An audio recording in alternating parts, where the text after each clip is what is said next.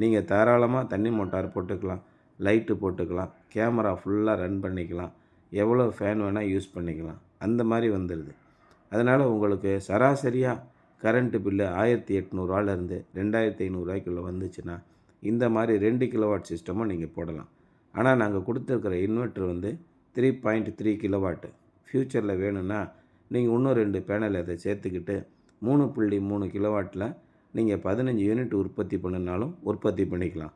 இதுக்குரிய ACDC junction box, அதுக்குரிய structure, அதுக்குரிய எர்த்திங்கு எல்லாமே 3 கிலோவாட்டுக்கு போடக்கூடியதான் வரும்.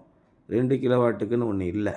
அதனால் 3 கிலோவாட் இன்வெர்ட்ரு, 3 கிலோவாட்டுக்குரிய கட்டமைப்புகள் எல்லாத்தையும் கொடுத்து 2 கிலோவாட்டு பேனல் தான் நம்ம கொடுக்குறோம்.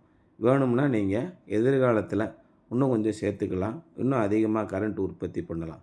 ஆகவே ஒரு வீட்டுக்கு எத்தனை கிலோவாட்டு சிஸ்டம் போடுறோம் அப்படிங்கிறது, நமக்கு மின் கட்டணம் எவ்வளோ செலவாகுது, எவ்வளோ ரூபாய் நம்ம மின் கட்டணமாக செலுத்துகிறோம், இதன் அடிப்படையில் தான் நம்ம அமைக்கிறோம்.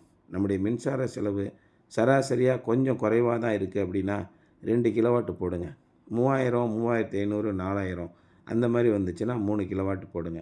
அதுக்கு அதிகமாக வந்துச்சுன்னா 5 கிலோவாட்டோ, 8 கிலோவாட்டோ, 10 கிலோவாட்டோ உங்களுடைய இபி சர்வீஸ் நம்பரை மட்டும் எங்கிட்ட ஷேர் பண்ணுங்கள். எல்லா விவரங்களையும் உங்களுக்கு தெளிவாக சொல்கிறோம்.